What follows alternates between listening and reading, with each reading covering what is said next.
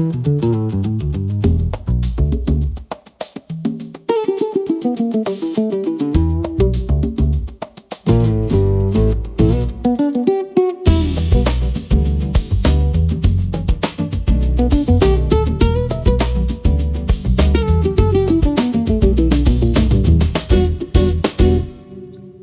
everybody.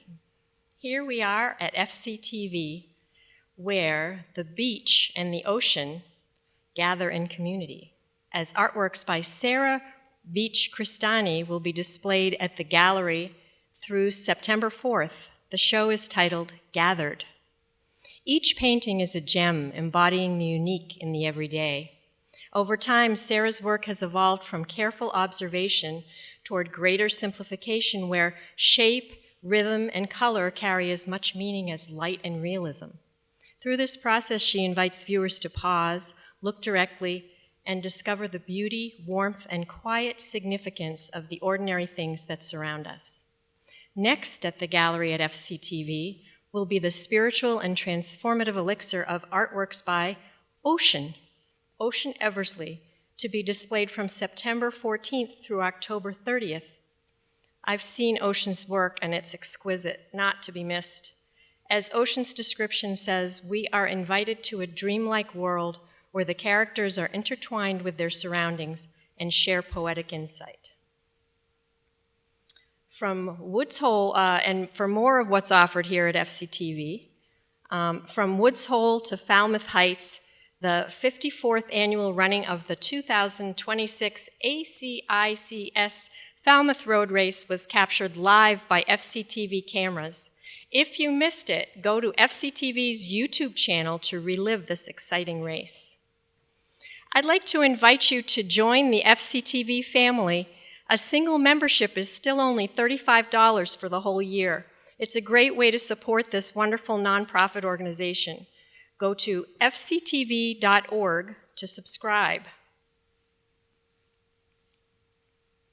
Well, welcome to another wondrous gathering at FCTV's Poetic License. It's a live taping of original creative expression. I'm Aurora Luminosa of the Merfolk. I'll be guest hosting for Donna Shear this evening.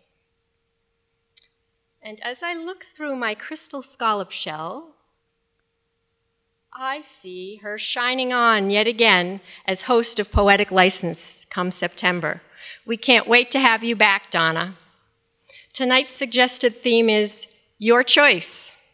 It's an opportunity, as in life, to see what might grow in the world from whatever you choose to share. And now, a bit about a man for all seasons, Henry David Thoreau. He was born in summer on July 12, 1817. Early in 1862, through winter and spring, Thoreau began to finish his treatise of Autumn Tints for publication, perhaps conscious of his increasingly frail health. He died in May of that year, and Autumn Tints, some of which I'll quote later, was published posthumously in the Atlantic Monthly that autumn. Thoreau was thorough. But even if I had longer than 4 minutes, I could not thoroughly express what his life must have been. So I'll highlight what I discovered and plant a seed of curiosity in you that it may fly on the wind and discover more. Thoreau would have been saddened by our dystopian world of disconnecting phone cues and AI loves, of business and battles and growing distance between human beings and their own nature. And I believe he would have also been a champion of the growing humanist response to all that. I only just learned that Thoreau discovered the very existence of seeds. And he also explored what grew from them and what happened when mighty trees, by their leave, would nourish future generations or fly toward the heavens as he did. He wrote of those leaves, "They that soared so loftily, how contentedly they return to dust again and are laid low, resigned to lie and decay at the foot of the tree and afford nourishment to new generations of their kind, as well as flutter on high. They teach us how to die." Now back to my musings. They say people die as they live. I believe Thoreau taught us how to live. He left seeds for us. It's up to us to plant them and nourish them that we may all truly live. And from that was born this little tanka, a seed of poetry, exploring nature, seed of new study, nature, plants, planting of words to grow in hearts. Leave, with autumn leaves he does, nourish future and fly high. And now, for our first planting in this garden of creativity, we have Roger LaCroix.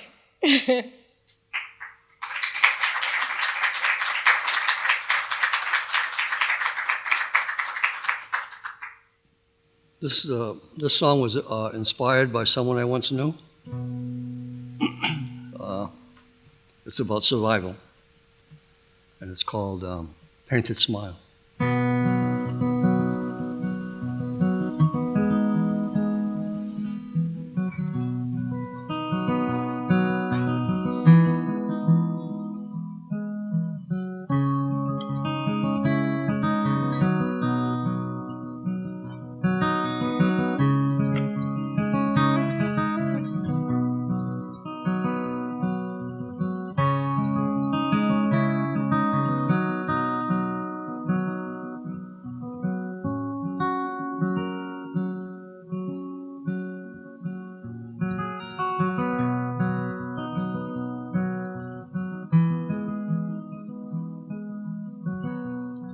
I see you standing on the corner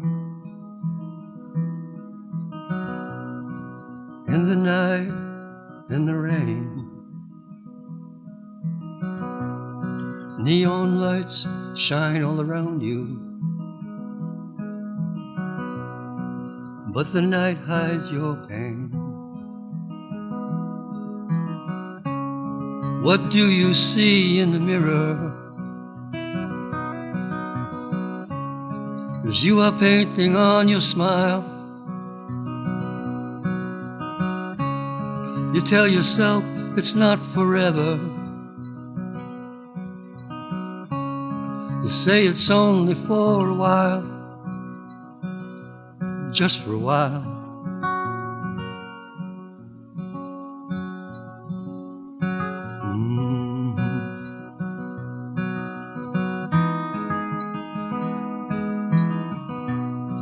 Your book of life has many pages, a different tale with every turn. As you go through so many changes, be careful not to let them burn. And now you're waiting there for someone, a stranger with no name. Will you give him that old come on? That's part of that old game, that old game.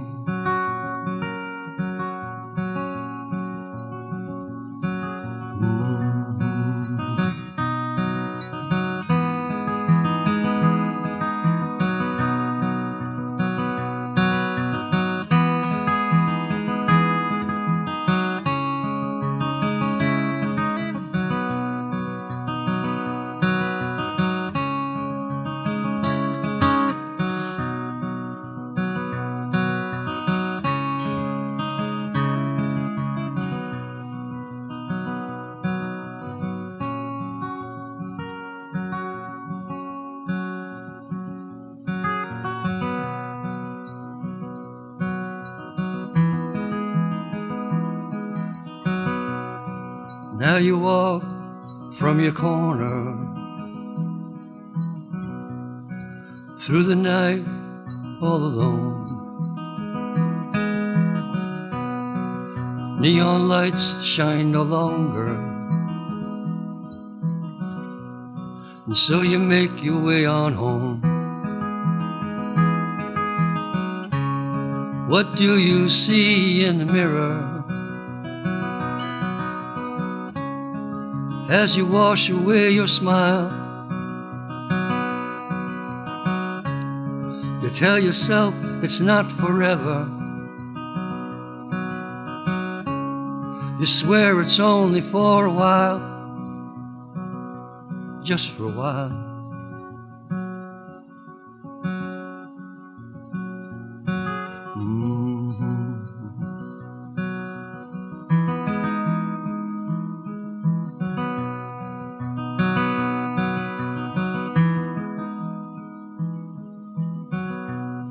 I see you standing on the corner in the night, in the rain.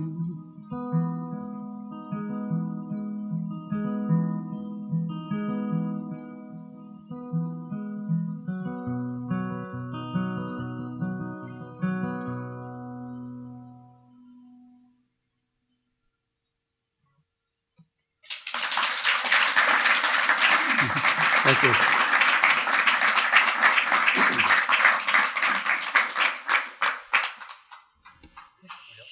That was beautiful, Roger. Your music is so soulful and evocative. I can picture that rainy night on the corner. And when you talk about the book of life, it's you're painting a picture of a slice of life with your music. It's really beautiful. Next is the growth-promoting and rhythmically rhyming topical satire of John Jackson and his limericks of protest.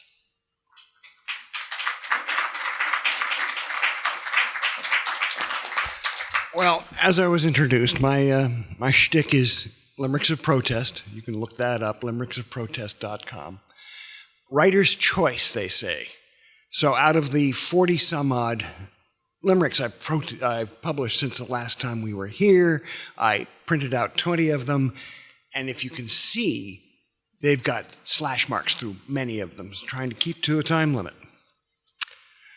Our president, love him or hate him, each word, every text a new datum, living encyclopedia, treated badly by media each time they quote him verbatim. All the traffic as far as I see, other cars being driven careless and free, like it's their road they're taking. Surely they're mistaken. They should know that the road belongs to me. Never one for scholastic immersions. What he knows are only his versions. It isn't a mystery, he skipped ancient history. Lesson? Don't piss off the Persians. Trump Inc. thrown out of Capital One. For money laundering, they may have done. It did not make the news until Donald Trump sues. Now everybody knows what they've done. With a credible threat they could make out, he boarded Air Force One as a fake-out. With poll numbers cratering, he switched planes in the catering like so many cartons of takeout. Carolyn Levitt says she's had enough, selling Trump's lies and such stuff. Who can sell press the swindle? I'm suggesting Mike Lindell. The MyPillow guy knows his fluff. Trump's MAGA playbook, prayer book, and hymnal. Nothing you'd think was subliminal. They do not begin with thou shalt not sin, but with Jesus forgiving the criminal. Spotlight on Natalie Harp, executive aide, blonde and sharp.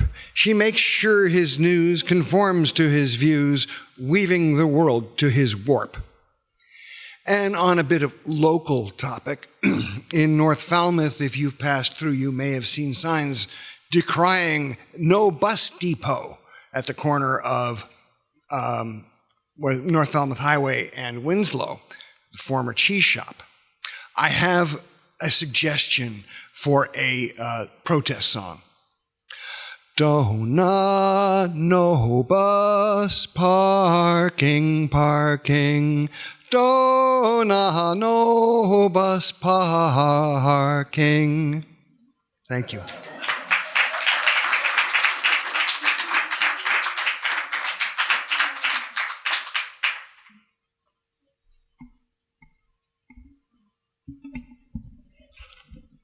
Well, John, you never cease to entertain and amaze. And lovely musical flourish at the end there. I'm still picturing switching planes being like, being compared to takeout. Just really, that one got me. And next we have Ellen Todd.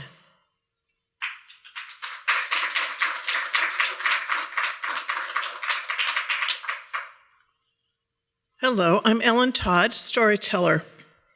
Long ago, when working on my family's genealogy, I realized that I didn't care about collecting names and proving relationships to famous people. I wanted to find the stories about my ancestors. My great-great-great-grandmother was the inspiration to look for the stories. Her obituary mentioned the loss of a son in the Civil War as life's great grief. But I soon discovered she had a previous marriage and 4 children. Her husband, 2 children, her father, mother, and a sister, died of cholera in August 1833. Her other 2 children died the following spring of scarlet fever, leaving her a childless widow at the age of 25. I was puzzled by this.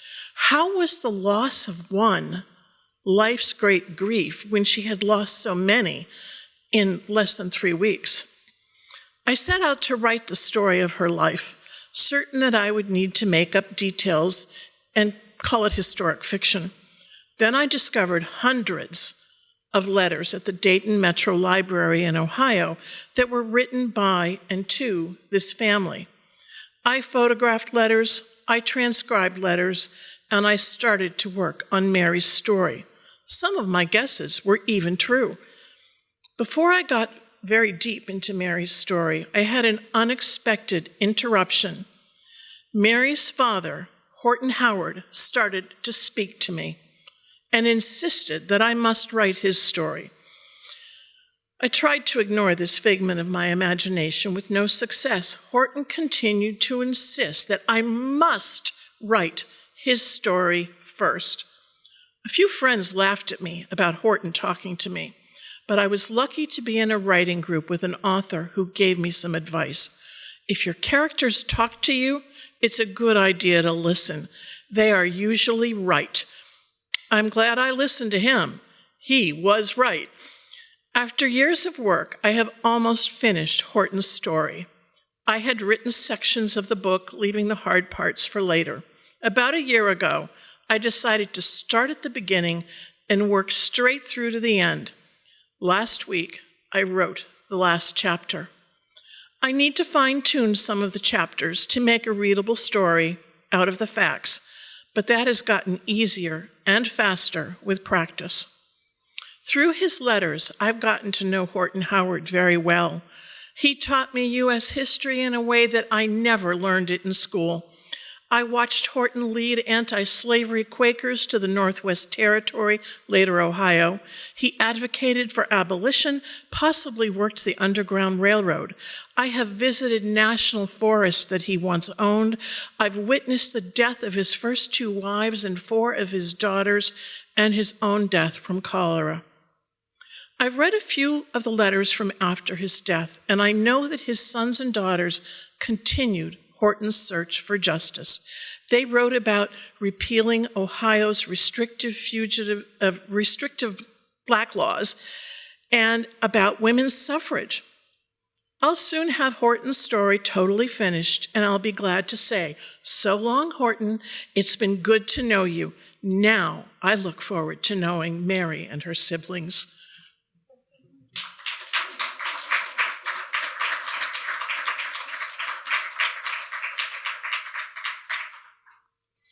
Thank you, Ellen.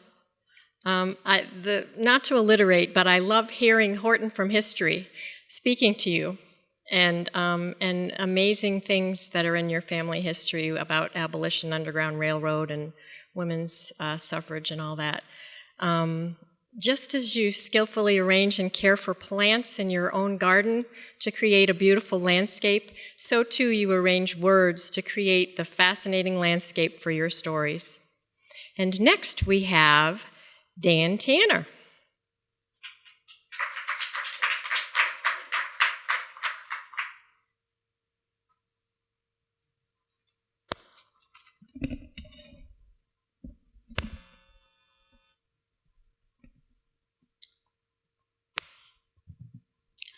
My name's Dan Tanner, and I'm going to do a song that I adapted slightly, but originally stole from the British comedic duo of Tony Barron and John Roberts. It's about a place in Baltimore where they serve mussels. The place is called Bertha's, and the song is called Eat Bertha's Mussels. They claim they got it from an original person from Baltimore whom they call a Baltimorean. So the important thing about this presentation is because I play harmonica and I cannot sing at the same time, what you see in front of me here is the chorus. All right? So I'll give you an idea how it goes, and when I play my harmonica, I'll be singing the verses. When I play harmonica, you'll play it, but it's a tempo is something like this. Eat Bertha's mussels, they're the best there is by far. You can have them in the dining room, you can eat them at the bar. So when you're ashore in Baltimore and fancy a bite to eat, just follow your nose to Bertha's, you're in for a grand old treat. Now, this is the only microphone in the room, but it can pick up the audience if you guys get into it, all right? So I expect you all to get into it. And I'll play the chorus first, and then I'll sing a verse for you. And then when I play the chorus again, when you hear me play the chorus, I want you all singing.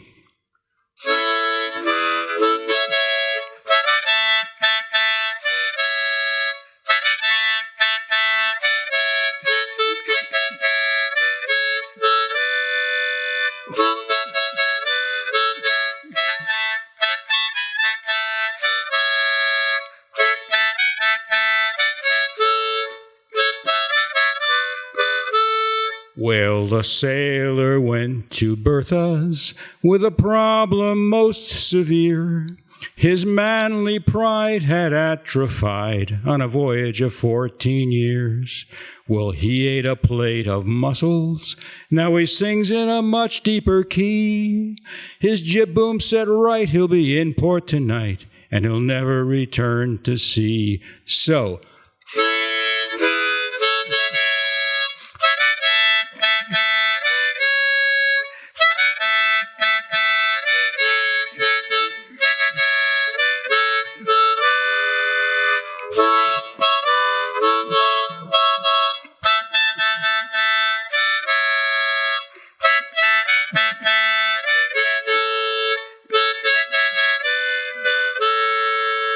now a lady said to her doctor that she wanted a daughter or son.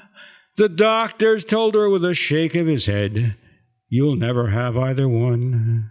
But she ate a plate of mussels, went home with her husband dear. A couple of tries and a pleasant surprise. She had triplets the very next year. So,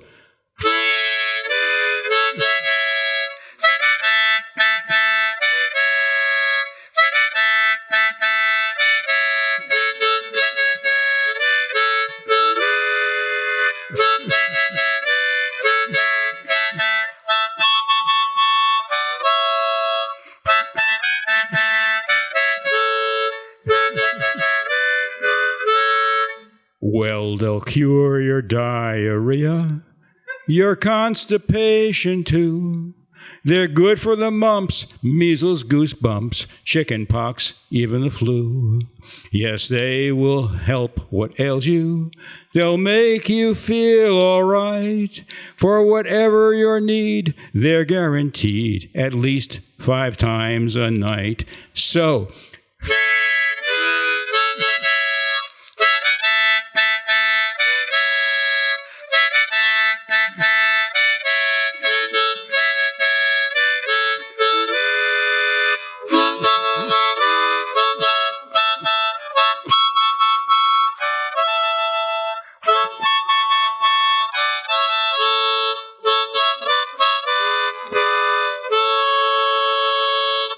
give yourselves a big hand.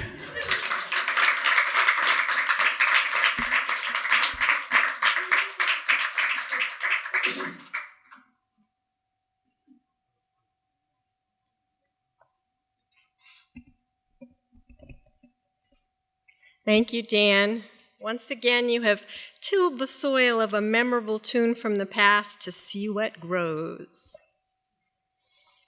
And that was fun having everybody sing along. Thanks for getting everybody to do that. Okay, next we have Elaine Robinson.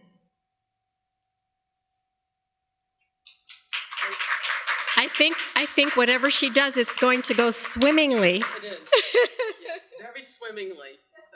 My name is Elaine Robinson, and I write poems about animals, nature, and fantasy. I have 5 short poems about various animals, some of them real, some of them imagined. We're going to start with Yummy, the bull shark's viewpoint. Bull shark that I am, I love to eat those weird creatures on land. Thrashing, kicking, screaming, what a thrill. I will what I will, I will. Salt water is my domain. Fresh water is alluring. I am much older than those upon which my species feasts. Earth is my home, so I will devour human beasts. Okay? One for Shark Week that's gone by. Next we have Dragon Light. I light my candle, his shadow appears on my wall. The scaly lizard faces me. He bows in greeting, I smile. My friend arrives when the flame is lit. We chat till dawn. He brings me solace in my world of stress. He emits small sparks, advises me to relax. Dragons of the fire listen well to weary humans. The sun arises as his shadow fades, but he will see me when the next candle is lit. Then I have my front yard. Pairs of young doves fly up into trees. Buttercups, daisies arise through leaves. A phoebe bird sings with a voice of praise. Rabbits dash about, then pause to graze. I watch with a feeling of pure delight. My grass sprouting up is quite a sight. A robin has her nest in a bush of pink. The sun will set, the moon gives a wink. My front yard is full of life. Scurry, sing, feed, no strife. Blue butterflies bounce in air. I take it all in, then enter my lair. And next, I had a Persian cat, a big fluffy Persian cat. Every time he drank water, he used to do this little dance. So of course, poem comes forth. His name was Giddles, and this is called the Giddles dance. He sits in front of his water dish. Paws move opposite, prelude to his wish. It is time to engulf the refreshing drink. A fluffy Persian, no time to think. The ritual he does before he imbibes, creating the rhythm of musical vibes. The Giddles dance, feet moving so fast, a feline thirst, quenched at last. And then last, into a little bit of fantasy, pink dolphins. And if you're familiar with pink dolphins, they're found in the Amazon, and they have a really kind of odd shape to them. Enchanters of the Amazon lure a wayward mermaid to waters full of life. Their magic entices the Atlantic womanfish, intrigued by the long snout and shape-shifting ways. She observes the deception of humans to become lovers, living forever below the surface. The Encantado thrives. Magic fills the humid air. Anacondas, monkeys, and piranhas watch, keeping a distance.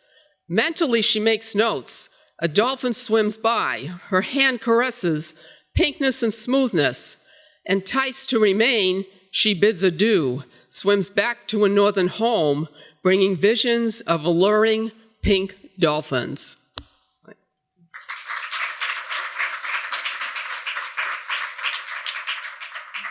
That was so delightful, Elaine, as usual. Emerson said the earth laughs in flowers, and surely your writing laughs with blossoms of joy. And I imagine the bull shark, or even Bigfoot, who didn't make an appearance this evening, are both gleefully laughing at us, and all the mermaids are wearing those blossoms in their hair. The pink dolphins really got me, and the moon winking. Can you just picture it, the moon winking? We may have some wayward mermaids here this evening, but we'll find out. And next we have the musical stylings of Bill Black.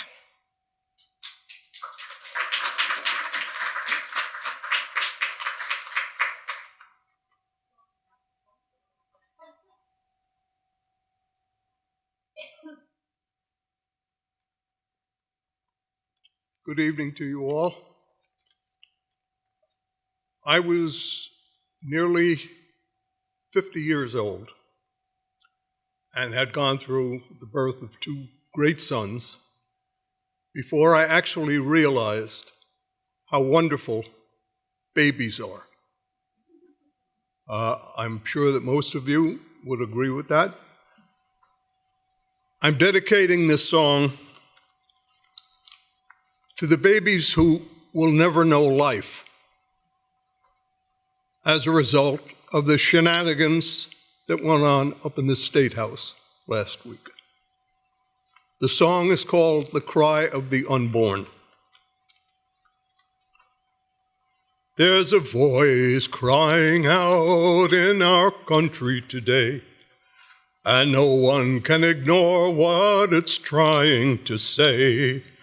Though it numbers in millions, it still speaks as one, and it asks in a voice like a whisper, "Why can't we live? Are we not your children too?" How foolish you are to insist and pretend that we are the problem you should bring to an end. This new Holocaust that you praise as free choice is another false idol to worship. Why can't we live? Are we not your children too? What fear need you have when the wisest have said that if we are unwanted, our lives have no worth?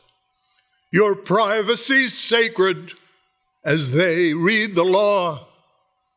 We silent, unborn, count for nothing. Why can't we live? Are we not your children too? Some will cry for a dolphin and weep for a tree.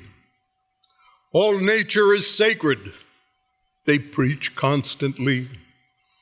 They're anguished for rabbits, indignant for whales, but the unborn deserve no compassion. Why can't we live? Are we not your children too? But our voice will be heard once the world understands that our lives are not subject to human demands. The laws will be changed and the evil will cease. But how many must die in the meantime? Why can't we live? Are we not your children too?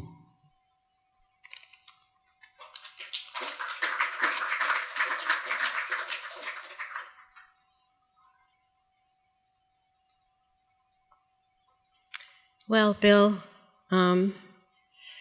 that was certainly, very poignant to listen to your heartfelt and passionate advocacy for people that can't advocate for themselves. And, that's the great thing about being here at Poetic License is that we can all express, we have free speech to express whatever views we have about all of these things that are going on in the world.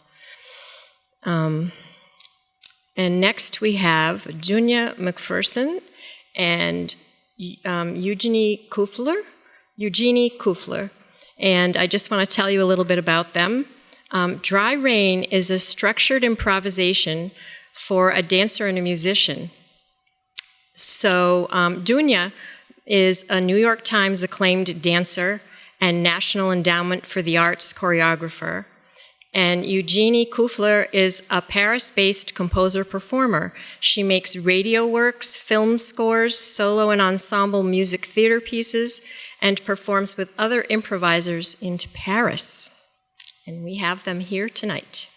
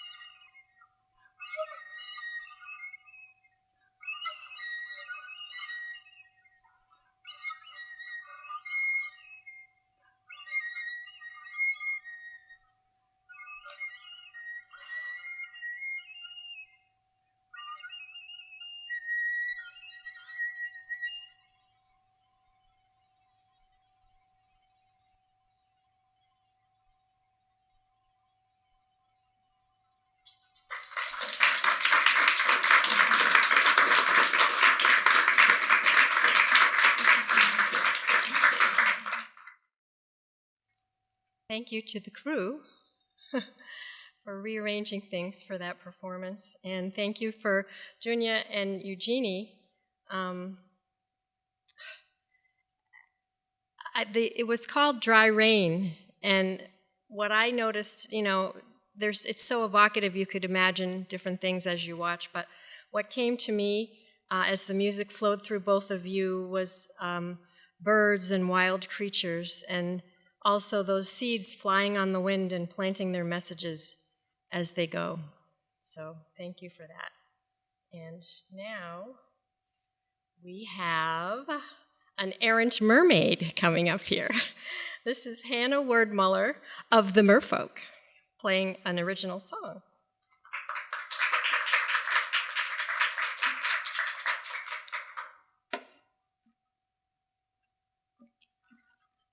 Hi, my name is Hannah Wordmuller, and this is a murder ballad I wrote called Candyman.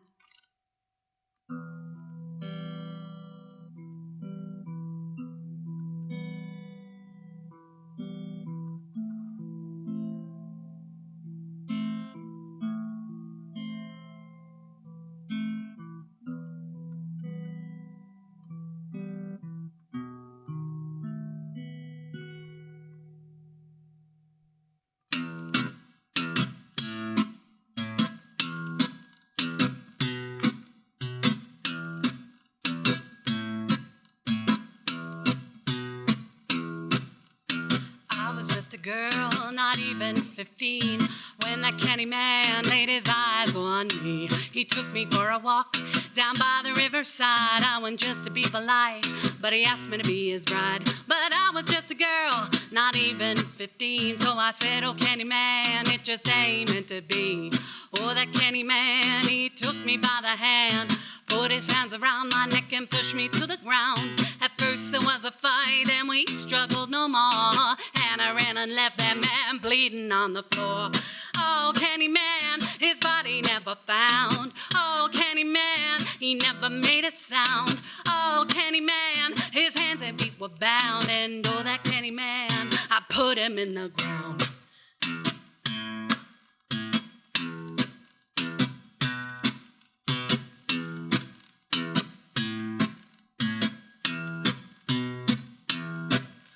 When I was 17, I dared to fall in love with a boy from New Orleans, seemed sent from up above. Oh, that Candyman asked my mama for my hand. We set up shack in a steel side track on Highway 99. But that man, he got a drinking when I got one in the oven. Guess he got to thinking he was clean out of loving me. One night he staggered in, his breath soaked in gin, picked me up and threw me down with a sick, smug little grin, saying I don't have no baby and I sure don't have no wife. Pinned me to the wall, I stabbed him with my knife. Oh, Candyman, his body never found. Oh, Candyman, he never made a sound. Oh, Candyman, his hands and feet were bound, and oh, that Candyman, I put him in the ground.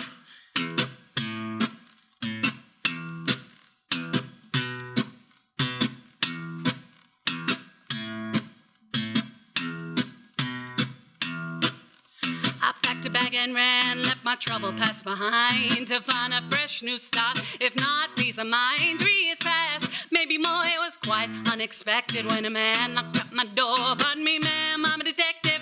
Wish I killed him too that day. They took my baby girl away and dragged me into town and locked me up.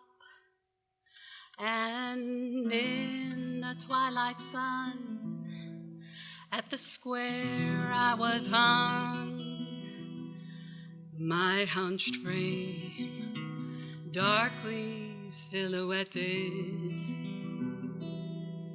and as the rope at my throat stung, from the gallows to be flung for a crime I never regretted. I sang, oh, Candyman, his body never found. Oh, Candyman, he never made a sound. Oh, Candyman, his hands and feet were bound. And oh, that Candyman, I put him in the ground. Oh, oh, oh, oh, oh.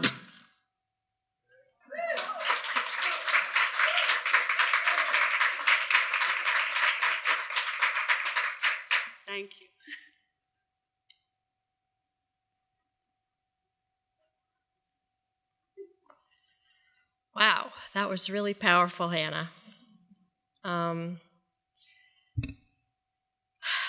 I was going to say, and be all cliche and say, Candyman, oh, that was really sweet. But it was not quite sweet. Although your voice and your playing of the instrument were very sweet. There's been a lot of passionate words tonight about life and death and the nuances of both that can happen. And that's what we're here for, is to express all of that and experience it with one another. I just feel like she's got this full resonant voice, and her poignant lyrics just send her fingers dancing across the strings of her guitar. So anyway, that's all I'm going to say. And now, I'm going to just say some thanks, and I'm going to share another little poem, and then the night here is almost over. I want to thank Tony, our producer, the camera crew, and staff at FCTV for all they do, and for providing us with the fertile ground upon which to grow this garden of creativity. And thanks to all of tonight's artists and for what you've brought to grow here. And this is my own little PSA. I would just like to remind us all that what you say and what you do can grow in the world. So think carefully about what that is. As we prepare our garden bed for a night's rest, I think of all the emotions blossoming from tonight's share, and I leave you with this. Dear Thoreau, as for my own nature, this is about being an HSP, or highly sensitive person, in these times, and it is called Sea Deep. The depth of the sea fills and embraces all of the passion of watery places. I rock in its cradle, I dive in the deep, I savor each moment, a treasure to keep. Joy and sorrow swirl together in dance, and boy, did they do that here tonight. Lifting waves, feeling entranced. The beauty of living in the full range of all that's encountered and flowing with change. And also from the sea, you are all invited to come here, Hannah and me, Aurora Luminosa, with Sea Mantha, Davy J, and rock voices. We are the Merfolk. We will be playing Songs of Joy by the Sea on Sandy Neck Beach next Friday evening, August 28th, between 6 p.m. and 9:30. Go to the Circle by the Sea Facebook page for more details, or perhaps you can ask Leona, who's sitting right over there, and she can tell you more about it. So this edited taping will be shown on FCTV's Channel 6, Roku, Apple TV, and the FCTV YouTube channel. If you have an original creation of acoustic music, poetry, spoken word, visual art, or dance, take the chance. Come share it with us and discover the joy of planting your creativity in our garden of community. Go to fctv.org/poetic license, /PL for poetic license, and sign up by September 16th. Our next taping will be the next day after that, Thursday, September 17th, and the suggested theme will be What I Learned.